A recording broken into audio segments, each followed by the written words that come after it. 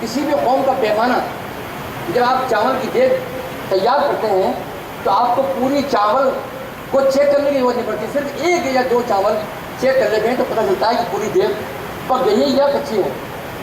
इसी तरीके से लिटरेसी एक पैमाना है। अगर किसी भी कौम का लिटरेसी रेट अच्छा है तो इसका मतलब ये है कि उसका ओवरऑल डेवलपमेंट अच्छा हो रहा है, और अगर किसी भी कम्युनिटी का लिटरेसी रेट अच्छा नहीं है इसका मतलब ये कि उसका ओवरऑल डेवलपमेंट भी अच्छा नहीं है। आइए हम इसको देखते हैं। हमने हिंदुस्तान में 4 स्टेट ली जहां मुसलमानों की आबादी ज़्यादा है, और 4 स्टेट वो ली साउथ की कि जहां मुसलमानों की आबादी कम है। जहां मुसलमानों की आबादी ज़्यादा है वो है वेस्ट बंगाल, यूपी, बिहार और आसाम। मुसलमानों की टोटल आबादी तकरीबन 53% है इन 4 स्टेट के अंदर। और तमिलनाडु, कर्नाटका, आंध्र प्रदेश और केरला, ये 4 स्टेट ऐसी हैं जहां लगभग 18% की मुसलमानों की आबादी है। लेकिन एक ख़ास फर्क देख लें कि वो स्टेट जहां हमारा मुसलमानों की वो स्टेट जहां की मुसलमानों की आबादी का टोटल 50% से जाए जिन 4 स्टेट में रहता है, वेस्ट बंगाल, यूपी, बिहार, आसाम, वहाँ मुसलमान लगभग शेड्यूल कास्ट और शेड्यूल ट्राइब के बराबर है लगभग, और बिरादरान वतन से और हिंदू भाइयों से बहुत पीछे हैं। लेकिन वो स्टेट तमिलनाडु, कर्नाटका, आंध्र प्रदेश और केरला जहाँ सिर्फ 18% हैं मुसलमान, वहाँ बिरादरान वतन से दीगर बिरादरान वतन से 2% आगे हैं, हिंदू भाइयों से 6% आगे हैं, और शेड्यूल कास्ट और शेड्यूल ट्राइब से लिटरेसी में 17% आगे हैं। इससे अंदाज़ा लगा लीजिए आप कि मैंने आपसे ये बात कही थी कि देश का एक चावल अगर निकाल के देख ली जाए तो पूरी देश का पता चल जाता है। ये हमने ऑल इंडिया स्टेटस आपके सामने पेश किया है। आप ये देखिए कि अगर हम राजस्थान को भी ले लें, उसकी भी सूरत हाल देख लीजिए, उसकी क्या सूरत हाल है। मैं कहूँगा आप और राजस्थान यहाँ की भाषा में हमने 10 डिस्ट्रिक्ट वो ले लिए जहाँ मुसलमानों की आबादी ज़्यादा है, और 10 डिस्ट्रिक्ट वो ले ली जहाँ के मुसलमानों की आबादी कम है। अब आप तसव्वुर कीजिए कि आपको ये बात स्लाइड में नज़र आ रही होगी कि 10 डिस्ट्रिक्ट में से सिर्फ एक डिस्ट्रिक्ट ऐसी है कि जहाँ सीकर की कि जहाँ मुसलमान जो है वो उसका स्टेटस बेहतर है। बाकी तमाम 9 डिस्ट्रिक्ट के अंदर जो मुसलमान हैं वो कहीं स्टेट लेवल के ऊपर 4%, डिस्ट्रिक्ट लेवल पर 1%, कहीं 8%, कहीं 1%, 8% से लेकर 19% से लेकर और 28% तक जो है कि उनका एक तरीके से वेरिएशन हो रहा है जो कि उनके पिछड़े रंग का है। इसके बरखिलाफ आप करौली से लेकर डूंगरपुर तक देख लीजिए कि जहाँ के मुसलमानों की आबादी 2% से लेकर सिर्फ 6% तक है। वहाँ देख लीजिए कि सिर्फ 3 या 4 डिस्ट्रिक्ट ऐसी हैं जहाँ वो पिछड़ रहे हैं, बाकी 6 डिस्ट्रिक्ट में वो बिरादरान वतन से भी आगे हैं, डिस्ट्रिक्ट लेवल के ऊपर भी और स्टेट लेवल के ऊपर भी। तो सवाल ये है कि आज हर माँ बाप ये चाहते हैं कि, और हर ख़ानदान ये चाहता है कि हमारा बच्चा स्कूल में तालीम हासिल करे और बेहतर से बेहतर तालीम हासिल करें। तो हम जाहिर है कि क्वांटिटी ऑफ एजुकेशन और क्वालिटी ऑफ एजुकेशन हम दोनों पर बात करेंगे आप हज़रात के सामने। पहले हम क्वांटिटी ऑफ एजुकेशन की बात कर लेते हैं।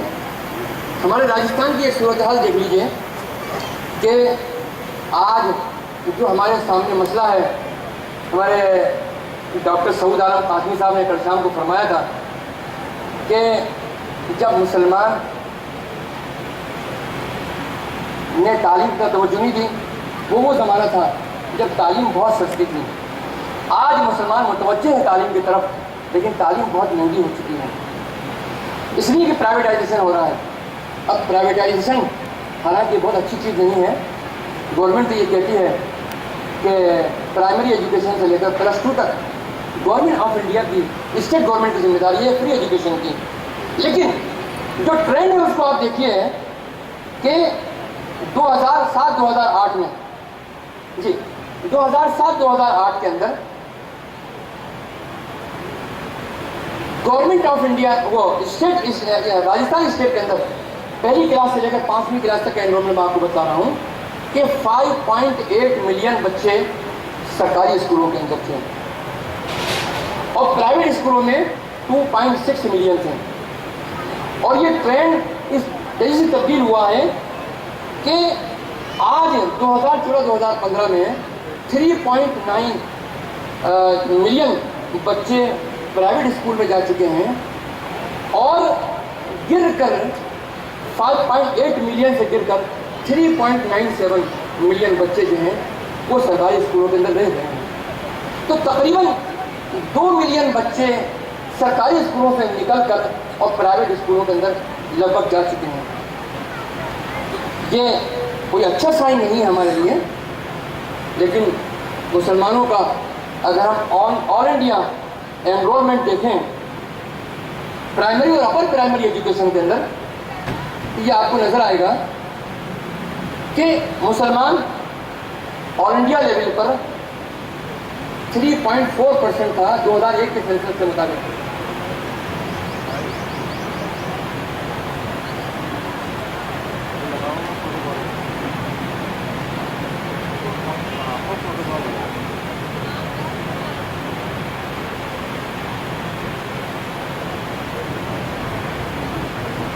میں بھی بحیثیت ایک چیئرمین کے کرسچن اکیڈمی کے جناب سنیل کمار راجونشی جو IAS ہیں, جو 2010 کے پاس آؤٹ ہیں ہمارے سینٹر سے, ان کو میں نے ابھی پریزنٹ کرنے کے لیے بلایا ہے.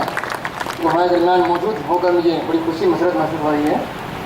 تو میں یہ عرض کر رہا تھا کہ مسلمانوں کی جو پاپولیشن تھی 2001 کے سینسس کے مطابق وہ تقریباً 13.4 تھی اور 2007 میں مسلمانوں کا جو کی پریزنس تھی وہ تقریباً 9% تھی پرائمری ایجوکیشن کے اندر, اور اپر پرائمری ایجوکیشن میں تقریباً 7% تھی.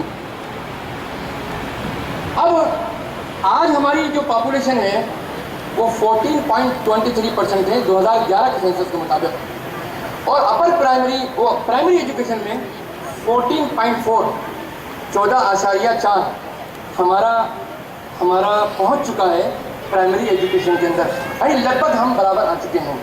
اسی طریقے سے اپر پرائمری ایجوکیشن کے اندر ہمارا جو پرسنٹیج ہے وہ 12.6% ہے.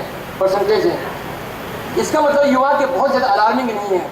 اس کا مطلب یہ صاف نکلتا ہے 2007 میں سچر کمیٹی کی رپورٹ آئی تھی, اس کے بعد سے ہمارا جو گراف ہے جو اونچا ہونا شروع ہوا ہے. تو یہ خاص یہ بات دکھا رہا ہے کہ مسلمانوں کے اندر جو ہے اویئرنیس ہے, مسلمان اپنے آپ کو گیئر اپ کر رہا ہے ایجوکیشن کے اندر. لیکن راجستھان کی صورتحال ہمارے لیے اچھی نہیں ہے, کیونکہ مسلمانوں کی جو پاپولیشن ہے 2001 کے مطابق 8.5% تھی, جبکہ 2007 میں ہمارا پرائمری ایجوکیشن میں جو ریشو تھا وہ 2% تھا, یعنی ہم 6% پیچھے ہوتے ہیں ایک طریقے سے 6%. اور آج 2011 کے مطابق 9.0% ہماری پاپولیشن ہے, جبکہ ہمارا جو اپر پرائمری ایجوکیشن میں جو ہمارا ریشو ہے وہ 6.3 ہے. تو اس کا مطلب یہ ہوا کہ پرائمری ایجوکیشن کے اندر تو ہم نے تھوڑا سا گیئر اپ کیا ہے, لیکن اپر پرائمری ایجوکیشن میں ہمارا پرسنٹیج ابھی بھی بہتر نہیں ہے. اب راجستھان کی صورتحال جو وہ آپ کے سامنے رکھنا چاہتا ہوں وہ اب میں ابھی تک تو میں نے آپ سے پرائمری ایجوکیشن کا کیا, لیکن پرائمری ایجوکیشن سے لے کر اور ہائر سیکنڈری ایجوکیشن تک کا میں آپ کو بتانا چاہتا ہوں کہ مسلمان 2014 اور 2015 کا جو گورنمنٹ آف انڈیا کی رپورٹ ہے اس کے مطابق پرائمری ایجوکیشن میں 8.52% ہیں مسلمان، اور گرتے گرتے ہائر سیکنڈری ایجوکیشن میں 3.76%، یعنی تقریباً 10ویں کلاس میں داخلے سے پہلے تقریباً 60% بچوں کا ڈراپ آؤٹ ہو جاتا ہے راجستھان کے اندر. اور یہ ہمارے لیے محمود خان صاحب بڑا الارمنگ ہے. تو ہم نے ابھی تک آپ کے سامنے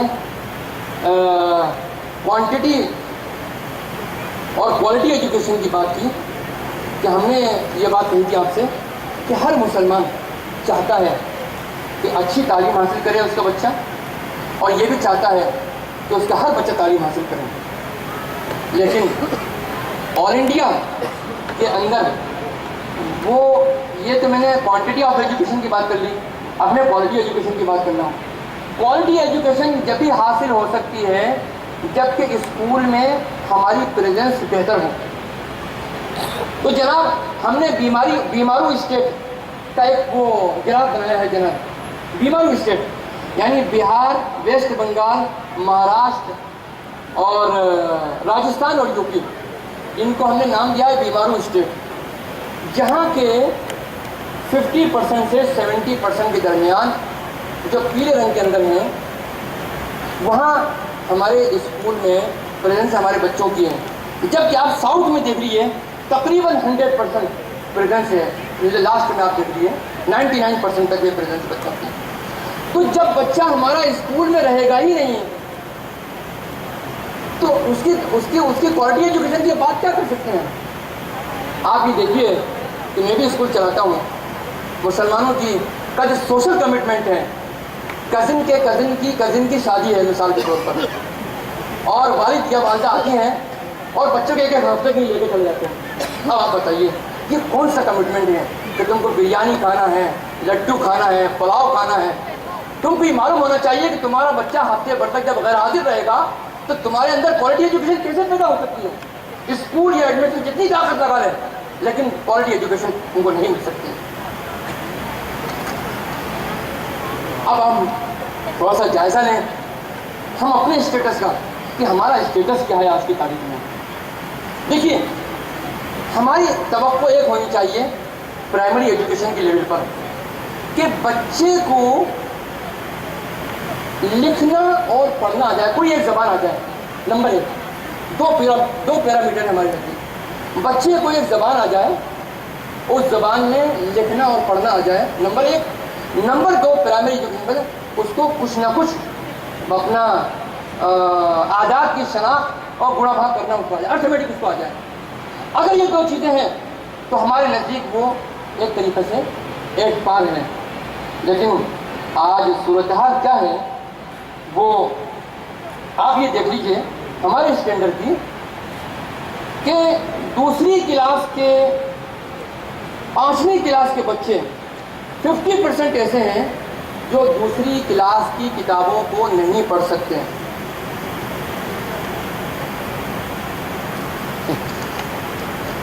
ٹھیک ہے. اسی طریقے سے دوسری کلاس کے اندر 20% بچے ایسے ہیں جو کہ 1 سے لے کر 9 تک کے جو اعداد ہیں، فگر ہیں، ان کی شناخت نہیں کر سکتے. یہ گورنمنٹ آف انڈیا کا آنکڑا ہے، الگ شمار ہے. تیسری کلاس کے 40% بچے ایسے ہیں جو کہ 100 تک کی گنتی نہیں جانتے ہیں. اسی طریقے سے 5ویں کلاس میں 50% بچے ایسے ہیں جو 2 ڈیجٹ اگر ان کے سامنے پیش کر دی جائے تو ان کو نہیں ریکگنائز کر پائیں گے. جبکہ یہ دوسری کلاس کا سلیبس ہے. 8ویں کلاس کے اندر تقریباً 50% بچے ایسے ہیں، 50% بچے ایسے ہیں جو کہ تقسیم کرنا اور ڈویژن کرنا نہیں جانتے. جبکہ یہ 4تھی اور 5ویں کلاس کا ایک طریقے سے سلیبس ہے. تو اب نتیجہ کیا نکلا یہ بتائیے. ہمارا ہر بچہ اسکول کے اندر نہیں ہے، یعنی ڈراپ آؤٹ ہو رہا ہے، اور ہمارا ہر بچہ اچھی تعلیم حاصل نہیں کر پا رہا، اتنی کوئی پریزنٹ نہیں ہے. تو دونوں میدانوں کے اندر ہمارے اوپر مار پڑ گئی. اور اس کا نتیجہ کیا نکلا؟ اس کا نتیجہ یہ نکلا کہ جو بیسک پیرامیٹرس ہیں، ان بیسک پیرامیٹرس کے اندر ہم جو ہے فیل ہو گئے ہیں. ہمارے نزدیک بیسک پیرامیٹرس کیا ہیں؟ کمیونٹی بیس کے اسکول ہوں گے، وہ میں آپ کے سامنے رکھنا چاہتا ہوں. جناب شاہد صاحب، کمیونٹی بیس کے جو اسکول ہیں ان کے ہمارے نزدیک 3 پیرامیٹر ہیں. پہلی بات تو یہ ہے کہ ایکسیسیبلٹی ہو، یعنی ہمارے علاقے کے آس پاس ہو اسکول، تاکہ ماحول جب خراب ہوتا ہے تو بچوں کا ڈراپ آؤٹ ہوتا ہے، بچے آسانی سے نہیں پہنچ سکتے. لہذا ایکسیسیبل ہونا چاہیے ہمارا اسکول، نمبر 1. نمبر 2، ہمیں کوالٹی ایجوکیشن بچوں کو دینی چاہیے. نمبر 2، معیاری تعلیم بچوں کو دینی چاہیے. اور نمبر 3، بچوں کے اوپر ہم کو گارجین کے اوپر بوجھ نہیں بننا چاہیے، بوجھ نہیں بننا چاہیے، بلکہ ہمارے یہاں کا فیس کا اسٹرکچر اتنا ہو کہ آپ کے خرچے نکل جائیں، لیکن لاکھوں کروڑ روپیہ کمانے کے چکر میں آپ اسکول نہ کھولیں پڑا. یہ میری خاص طور پر NGOs کو نصیحت ہے. تو ایکسیسیبلٹی، کوالٹی اور افورڈیبلٹی، اگر یہ تینوں چیزوں میں سے کوئی چیز نہیں ہے تو ہم فیلئر کے تصور کی جائیں گے. اور یہی چیز تھی جس نے مجھے مجبور کیا کہ میں آج ایک نیا اسکول آپ کے سامنے کھول رہا ہوں، اس تصور کے ساتھ میں اس میں یہ تینوں چیزیں انشاءاللہ پائی جائیں گی. اور میں آج ایک اسکول کھول رہا ہوں، لیکن میں آپ سے وعدہ کرتا ہوں کہ ہر سال جے پور کو میں ایک اسکول دوں گا انشاءاللہ. اور یہ میرا وعدہ اس صورت میں ہے جب کہ میں قرض کے اندر ڈوبا ہوا ہوں، قرض میں دبا ہوا ہوں. اگر یہ میرا قرض اتر جائے گا تو انشاءاللہ میں وعدہ کرتا ہوں کہ 2 یا 3 اسکول ہر سال جے پور کو دوں گا انشاءاللہ. تو میرے عزیزوں اور دوستوں، میرا آخری پیغام آپ کے سامنے یہ ہے، اور وہ یہ ہے کہ مسلمانوں اور خاص طور پر NGOs کو اور خاص طور پر کاروباری لوگوں کو سوشل ایکٹیویزم پر بہت دھیان دینا چاہیے. آپ کو یہ بات اس ریفرنس میں سمجھنی چاہیے کہ مسلمانوں نے 2007 کے بعد جس طریقے سے سوشل ایکٹیویزم کیا اور اپنے سرمایہ کو گورنمنٹ کی پالیسیوں اور پالیسی سازوں کے انٹرکشن کے اندر اور ان پالیسیوں کو اپنے فیوریبل بنانے کے اندر اور ان کو اپنی بات سمجھانے میں جو صرف کیا اور جو انویسٹمنٹ کیا، اس کے نتیجے ہمارے سامنے ہے کہ آج مسلمانوں کا گراف پہلے سے بہتر ہے. امید یہ کی جا سکتی ہے کہ انشاءاللہ آئندہ اس سے بہتر ہوگا، لیکن سوال یہ ہے، یہ اسی وقت ممکن ہے کہ جب کہ پوری امت بیدار ہو، پوری امت حوصلہ کرے، پوری امت اس بات جذبے کے ساتھ میں آگے بڑھے کہ نہیں، جو بھی حالات ہو ہم بچی کو جہیز نہ دیں گے. سب سے بڑا جہیز ہمارے لیے بچی کے لیے زیور تعلیم ہے. میرے سامنے آئے دن مائیں رو رو کر آتی ہیں کہ میری بچی کے لیے فریج نہیں ہے، فریج کا انتظام کر دو، فلاں چیز نہیں ہے فلاں کا انتظام کر دو، فلاں چیز نہیں ہے فلاں کا انتظام کر دو، بیڈ نہیں ہے بیڈ کا انتظام کر دو. یہ سب کچھ ہو جائے گا تمہارے فرنیچروں پر، تمہارے ریفریجریٹر کے اوپر، تمہارے AC پر، سب پر زنگ لگ جانے والے 1 سال 6 مہینے کے بعد میں. لیکن زنگ اگر نہیں لگے گا تو صرف اور صرف تعلیم ہے. لہذا تعلیم کے میدان میں تم حوصلہ پیدا کرو کہ ایک وقت کی روٹی کا پاگا کر کے تو اپنے بچوں کو تعلیم حاصل کرو گے انشاءاللہ. یہ وعدہ ہے انشاءاللہ. تو ماؤں، میں اپنی ماؤں بہنوں سے اور اپنے ٹیچروں سے یہ بات کہتا ہوں کہ وہ اپنے اندر کمٹمنٹ پیدا کریں کہ تمام سوشل ایکٹیویٹیز جس میں کہ پیسہ ضائع ہوتا ہے امت کا، لاکھوں روپے کی شادی ہوتی ہے. مجھے ایک کاشتکار ملا اور اس کے بعد صرف 1.5 ایکڑ زمین ہے، اور 1.5 ایکڑ زمین 5 لاکھ روپے کی بھی نہیں ہے. وہ میرے پاس تقریباً سال بھر سے چکر لگا رہا تھا کہ مجھ کو میری بچی کی شادی کرنی ہے. میں نے کہا بھائی ایک بچی کی شادی ہوئی، اس کی جو ہے بات جو ہے وہ بات چیت ٹوٹ گئی. پھر اس نے دوسری جگہ رشتہ کر لیا اور پھر مجھ سے بتایا کہ میں نے اپنی بچی کا رشتہ ایک جگہ طے کر لیا ہے، اس کا رشتہ بھی ٹوٹ گیا. پھر تیسری مرتبہ آیا تو میں نے کہا کہ تم کیا چاہتے ہو میں سے یہ بتلاؤ. تو یہ صاحب 5 لاکھ سے کم تو شادی نہیں ہو پائے گی. میں نے کہا میں کبھی نہیں دوں گا تم کو 5 لاکھ روپیہ. ہاں میں نے اپنے ماموں صاحب بہن کی شادی کی ہے آج سے 4 سال پہلے، اور صرف 60-65 ہزار کے اندر کی ہے، اس سے زیادہ میں نے خرچ نہیں کیا. मुसलमानों, अपने सरमाए को बचाओ और उस सरमाए को बचाकर बच्चों और बच्चियों की तालीम पर खर्च करो। यही तुम्हारा मुस्तकबिल है और यही तुम्हारा असासा है। यही मेरा पैगाम है तुम्हारे लिए। वाखिर दावाना अनिल हम्दुलिल्लाहि रब्बिल आलमीन।